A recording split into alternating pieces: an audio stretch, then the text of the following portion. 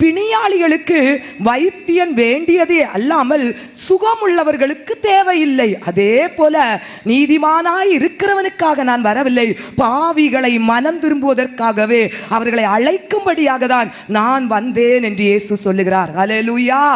ஏனென்றால் தேவன் பாவிகளையும் நேசிக்கிறார். ஹல்லேலூயா.